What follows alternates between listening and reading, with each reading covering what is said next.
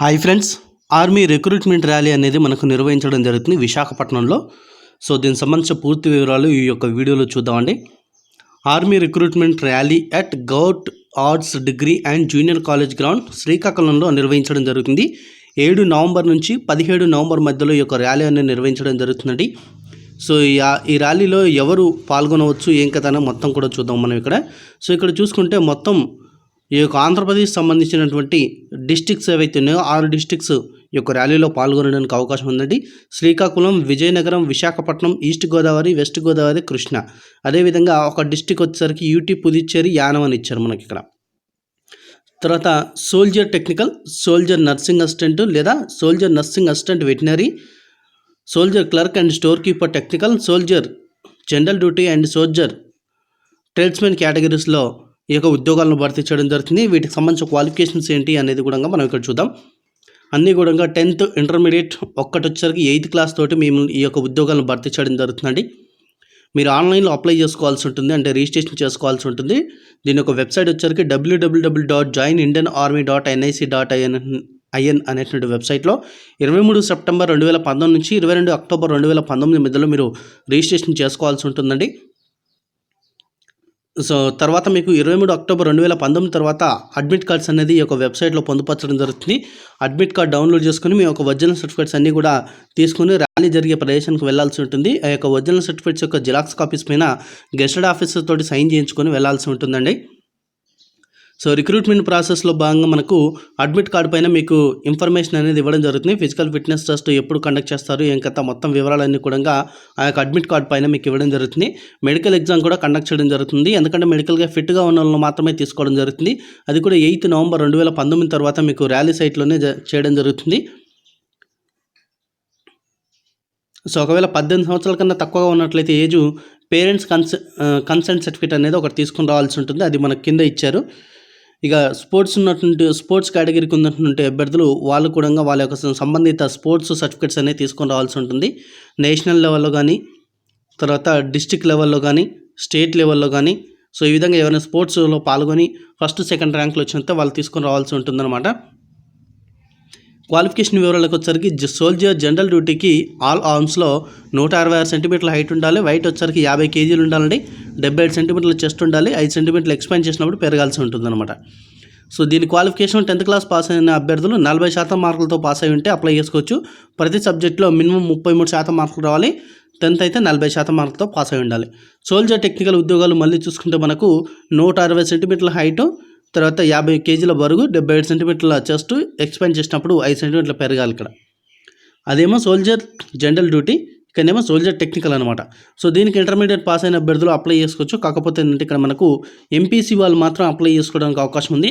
50% మార్కులతో పాస్ కావాలి ఇంటర్మీడియట్. ప్రతి సబ్జెక్టులో మినిమం 40% మార్కులు రావాలి. సోల్జర్ టెక్నికల్ నర్సింగ్ అసిస్టెంట్ ఈ ఉద్యోగాలకు వచ్చేసరికి మనకు 160 సెంటీమీటర్ల హైట్, 50 kg బరువు, 75 సెంటీమీటర్ల చెస్ట్ ఎక్స్పాండ్ చేసినప్పుడు 5 సెంటీమీటర్లు పెరగాలి. దీనికి ఇంటర్మీడియట్లో బైపీసీలో 50% మార్కులతో పాస్ అయి ఉండాలి. ప్రతి సబ్జెక్టులో 40% మార్కులు పాస్ అయితే ఈ పోస్టులకు అప్లై చేసుకోవచ్చు. సోల్జర్ క్లర్క్ లేదా స్టోర్ కీపర్ టెక్నికల్ అన్ని ఉద్యోగాలకు కూడా 162 సెంటీమీటర్ల హైట్ ఉండాలి, 50 kg బరువు ఉండాలి, 75 సెంటీమీటర్ల చెస్ట్ ఉండాలి. ఎక్స్పాండ్ చేసినప్పుడు 5 సెంటీమీటర్లు పెరగాలండి. ఇంటర్మీడియట్ ఏ స్ట్రీమ్లో పాస్ అయినప్పటికీ 60% మార్కులతో పాస్ అయితే అప్లై చేసుకోవచ్చండి. ఓకేనా, ప్రతి సబ్జెక్ట్లో మినిమం 50% మార్కులు ఉండాలి. ఇక సోల్జర్ ట్రేడ్స్మెన్ ఈ ఉద్యోగాలు వచ్చేసరికి 10th పాస్తో అప్లై చేసుకోవచ్చండి. మినిమం 33% మనకు ప్రతి సబ్జెక్ట్లో స్కోర్ అయితే ఉండాలి. 10th క్లాస్లో మనకు 10thలో ఎంత పర్సెంటేజ్, మొత్తం ఓవరాల్గా ఎంత పర్సెంటేజ్ ఉండాలని ఇవ్వలేదు, కానీ ప్రతి సబ్జెక్ట్లో మాత్రం 33% రావాలని ఇవ్వడం జరిగింది. 160 సెంటీమీటర్ల హైట్ ఉండాలి, 48 kg బరువు ఉండాలి, 75 సెంటీమీటర్ల చెస్ట్ ఉండాలి. ఎక్స్పాండ్ చేసినప్పుడు 5 సెంటీమీటర్లు పెరగాలి. సోల్జర్ ట్రేడ్స్మెన్ ఉద్యోగాలకు వచ్చరికి 8th క్లాస్తో ఈ యొక్క ఉద్యోగాలను భర్తీ చేయడం జరుగుతుందండి. 160 సెంటీమీటర్ల హైట్, 45 kg బరువు, 76 సెంటీమీటర్ల చెస్ట్ ఎక్స్పాండ్ చేసినప్పుడు 5 సెంటీమీటర్లు పెరగాలి. 8th క్లాస్ పాస్ అయినటువంటి అభ్యర్థులు ఈ పోస్టులకు అప్లై చేసుకోవచ్చండి. సో వీళ్ళకి కూడా 33% మార్కులు అనేది ప్రతి సబ్జెక్ట్లో రావాలని కోరడం జరుగుతుంది. ఓవరాల్గా ఇంత పర్సంటేజ్ అయితే ఇవ్వలేదు. ఇక ఏజ్ లిమిట్ వచ్చరికి సోల్జర్ టెక్నికల్ వాళ్ళకు 17 సంవత్సరాల 6 నెలల నుంచి 23 సంవత్సరాల మధ్యలో వారు అప్లై చేయొచ్చు. సోల్జర్ క్లర్క్ లేదా సోల్జర్, స్టోర్ కీపర్ టెక్నికల్ ఉద్యోగాలకు వచ్చరికి 17 సంవత్సరాల 6 నెలల నుంచి 23 సంవత్సరాల మధ్యలో ఉన్నవారు అప్లై చేయొచ్చు. సోల్జర్ టెక్నికల్ నర్సింగ్ అసిస్టెంట్కి వచ్చరికి 17 సంవత్సరాల 6 నెలల నుంచి 23 సంవత్సరాల మధ్యలో ఉన్నవారు అప్లై చేయొచ్చు. సోల్జర్ జనరల్ డ్యూటీ వచ్చరికి మనకు 17 సంవత్సరాల 6 నెలల నుంచి 21 సంవత్సరాల మధ్యలో ఉన్నవారు అప్లై చేయొచ్చు. సోల్జర్ ట్రేడ్స్మెన్ వచ్చరికి 17 సంవత్సరాల 6 నెలల నుంచి 23 సంవత్సరాల మధ్యలో ఉన్నవారు అప్లై చేయొచ్చు అనమాట. టాటూస్ వచ్చరికి మీకు మోచేయి నుంచి అరచేతి వరకు ఉన్నటువంటి టాటూస్ని అలో చేస్తారు. మిగతా శరీరంలో ఎక్కడ టాటూస్ ఉన్నా కానీ అలో చేయడం లేదనమాట. ఒక కేటగిరీకి మాత్రం అప్లై చేసుకోవడానికి అవకాశం ఉంటుంది క్యాండిడేట్స్కి వచ్చేసరికి. ఒకవేళ ఎన్సీసీ సర్టిఫికేట్ కానీ స్పోర్ట్స్ సర్టిఫికేట్ కానీ ఉన్నట్లయితే మీకు 2 జిరాక్స్ కాపీస్ అన్ని తీసుకుని వెళ్ళాల్సి ఉంటుందన్నమాట. సో మీరు ఆన్లైన్లో అప్లై చేయాల్సి ఉంటుంది. వెబ్సైట్ ఆల్రెడీ నేను చెప్పాను, అది కూడా మనకు డేట్ వచ్చిన తర్వాత అంటే 23 సెప్టెంబర్ తర్వాతనే మీరు అప్లై చేయాల్సి ఉంటుంది. సెలక్షన్ ప్రాసెస్లో భాగంగా మొట్టమొదటిగా ఫిజికల్ ఫిట్నెస్ టెస్ట్ అనేది చేయడం జరుగుతుంది. సో దీనికి గాను 1.6 కిలోమీటర్ రన్నింగ్ ఉంటుందండి. అప్ టు 5 minutes 30 secondsలోగా మీరు రన్ చేస్తే మీకు 60 మార్కులు ఇస్తారు. 5 minutes 31 seconds నుంచి 5 minutes 45 seconds మధ్యలో మీరు రన్ చేస్తే 45 మార్కులు ఇస్తారు. సెకండ్ పుల్అప్స్ ఉంటాయండి. 10 పుల్అప్స్ చేస్తే 40 మార్కులు, 9 పుల్అప్స్ చేస్తే 33 మార్కులు, 8 పుల్అప్స్ చేస్తే 27 మార్కులు, 7 పుల్అప్స్ చేస్తే 21 మార్కు, 6 పుల్అప్స్ చేస్తే 16 మార్కులు. ఒకవేళ లెస్ దెన్ 6 చేస్తే మీరు ఫెయిల్ అయినట్లు అనమాట. 9 feet డిచ్ ఉంటుంది. ఇది కేవలం క్వాలిఫైయింగ్ నేచర్లో మాత్రమే. జిగ్జాగ్ బ్యాలెన్స్ కూడా క్వాలిఫైయింగ్ నేచర్లో మాత్రమే. ఫిజికల్ మెజర్మెంట్ టెస్ట్లో భాగంగా మీకు మెడికల్ టెస్ట్ అనేది కండక్ట్ చేయడం జరుగుతుంది. ఆ తర్వాత కామన్ ఎంట్రన్స్ ఎగ్జామ్ అనేది వాళ్ళు కండక్ట్ చేయడం జరుగుతుందండి. సో మీకు మళ్ళీ అడ్మిట్ కార్డులో మెన్షన్ చేయడం జరుగుతుంది కామన్ ఎంట్రన్స్ ఎగ్జామ్ ఎప్పుడు కండక్ట్ చేస్తారు ఏం కదా అని చెప్పేసి.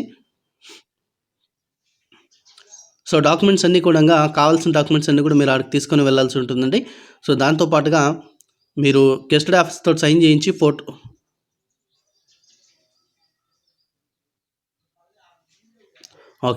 ఈ యొక్క డాక్యుమెంట్స్ అన్నీ కూడా 2 సెట్లు తీసుకొని వాటిపైన గెస్టెడ్ ఆఫీస్తో సైన్ చేయించి స్టాంప్ వేయించుకొని మీరు తీసుకెళ్లాల్సి ఉంటుంది. సో ఈ సర్టిఫికేట్స్ అన్నీ ఏమేమి కావాలని కూడా వాళ్ళు క్లియర్గా మెన్షన్ చేయడం జరిగింది. ఫాస్ట్గా నేను చెప్తూ ఉంటానండి, ఒకసారి క్లియర్గా వినండి. చూడండి, ఇవన్నీ సర్టిఫికేట్స్ మీరు తీసుకెళ్లాల్సినటువంటి సర్టిఫికేట్స్ ఇవన్నీ కూడా. అడ్మిట్ కార్డ్ ఒకటి, తర్వాత ఫోటోగ్రాఫ్స్ అండి. 20 ఫోటోగ్రాఫ్స్ తీసుకెళ్ళి వెళ్ళాల్సి ఉంటుంది. అన్అటెస్టెడ్ అంటే అటెస్ట్ చేయించకుండా మామూలు ఫోటోగ్రాఫ్స్ అనేది 20 ఫోటోగ్రాఫ్స్ తీసుకుని వెళ్ళాల్సి ఉంటుంది. తర్వాత ఎడ్యుకేషన్ సర్టిఫికేట్స్, ఆ తర్వాత nativity certificate, caste certificate, religion